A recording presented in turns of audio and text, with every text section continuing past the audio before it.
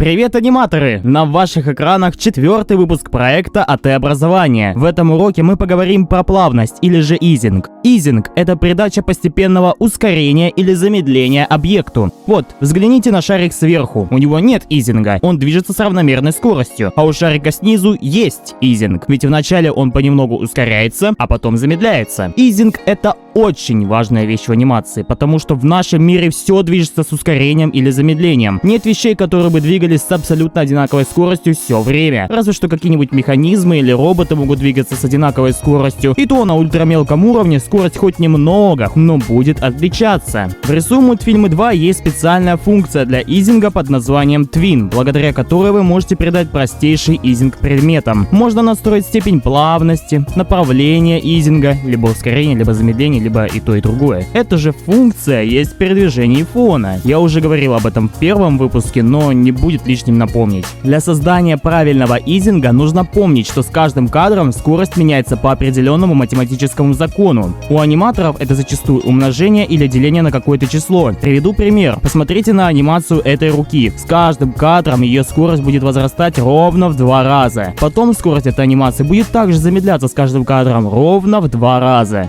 Вот пример четкого математического закона. Сначала умножаем на 2, потом делим. Но что будет, если мы решим отклониться от закона и, скажем, на этом кадре сделать скорость медленнее? Это приведет к тому, что на одном моменте закон нарушится, и зритель будет видеть, как рука сначала резко замедляется, а потом делает скачок. Если бы мы решили не замедлить руку на этом кадре, а ускорить, то зритель бы заметил, что рука сначала делает скачок, а потом резко замедляется. Множество скачков с разной интенсивностью образуют такую ошибку, как дерганность. Дерганность — это популярная ошибка новичков, которая возникает из-за неправильного изинга. Как исправить эту ошибку? Нужно сделать так, чтобы движение частей тела максимально соответствовало их математическому закону. Высчитывать, конечно, ничего не надо. Вы сами своими глазами увидите скачки в движениях и раз за разом, пересматривая анимацию и выправляя конечность, дойдете до приемлемого результата. А чтобы отчетливее видеть отклонение от нормы, можно уменьшить скорость анимации. И да, тут как и со скольжением. Полностью ликвидировать эту ошибку мы не можем.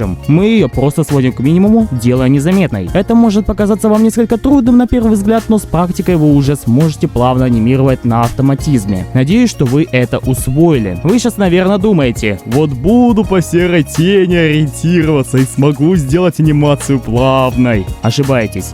Если главная кость движется, вы сориентироваться не сможете. Лучше ориентируйтесь на угол между костями и сравнивайте кадры, думая, подчиняется ли угол закону изинга. Надеюсь, что к этому моменту гуманитарии не выключили видео, словив паническую атаку. Ведь от математики мы переходим к простым физическим примерам, чтобы вы поняли взаимосвязь изинга и физики. Пример первый. Мяч катится с горки. Из-за ускорения свободного падения его скорость будет расти. После скатывания с горки мяч не остановится сразу. Он продолжит катиться по инерции, постепенно теряя свою скорость. Второй пример. Пушка стреляет ядром вертикально вверх. На первых кадрах из-за взрывной волны ядро будет ускоряться, но уже вскоре сила тяжести перевесит ускорение, вызванное взрывной волной, и ядро будет терять свою скорость, пока не остановится. Потом оно будет лететь вниз, набирая скорость под воздействием ускорения свободного падения.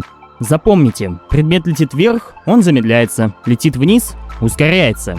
Что же, мы чутка подтянули физику в анимации. Теперь я бы хотел перейти к маятникам. Ребята, взгляните на это. Вы думаете, что это обычный маятник? Не совсем так. То, что вы видите, это буквально основа всех основ изинга.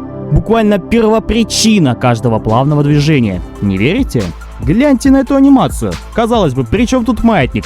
Просто персонаж вытворяет какие-то трюки, ничего такого. Но если мы отсоединим каждую его часть тела, зафиксируем основные точки костей в одном положении, мы получим много маятников, которые движутся с разной амплитудой. Теперь самое время чутка скоммунизить материал Мухомора и рассказать про двойной маятник. Вкратце, цепим фиолетовый маятник на зеленый и смотрим, что будет. Пока зеленый маятник прекращает идти вверх и начинает падать, фиолетовый маятник все еще будет продолжать движение. И это, кстати, применимо к персонажам. Пока эта часть руки стремится вниз, это продолжит идти вверх с замедлением. Если вы будете пользоваться этим принципом на постоянной основе, то значительно повысите качество анимаций. У некоторых крутых аниматоров кадров вы сможете увидеть пренебрежение изингом. Они могут анимировать не плавно, а резко. Хотелось бы отметить, что они поступают правильно. Они это делают для того, чтобы повысить динамику действий. Однако вы, будучи чайниками, пока что лучше не думайте о таких вещах. И для начала, прежде чем думать о том, как отклоняться от изинга, лучше научитесь самому изингу. Практикуйтесь, экспериментируйте, и уже вскоре вы сможете анимировать плавно. Напоследок я бы хотел рассказать про добавление кадров. Вы можете добавлять кадры между кадрами, делая персонажа медленнее, если он движется слишком быстро, а также придавать ему изинг. Я бы рекомендовал пользоваться добавлением кадров по минимуму. Не берите добавление кадров как постоянную основу для изинга, как минимум потому, что, во-первых, ломается эффект двойного маятника, а во-вторых, если у вас в сцене больше одного персонажа, скорость будет меняться у всех персонажей, а это не есть хорошо. Дело это, конечно, поправимое, но куда лучше заранее понимать, правильную ли скорость вы даете действию. Лучше работайте с плавностью вручную, немного практики, и вы сможете привыкнуть. Наш урок подошел к концу. Надеюсь, что все было понятно и что этот туториал был вам полезен. Если это так, ставьте лайки, пишите одобрительные комментарии, подписывайтесь на канал и жмите на колокольчик, чтобы не пропустить новые видеоролики. Спасибо за просмотр. Всем приятного дня и хорошего настроения.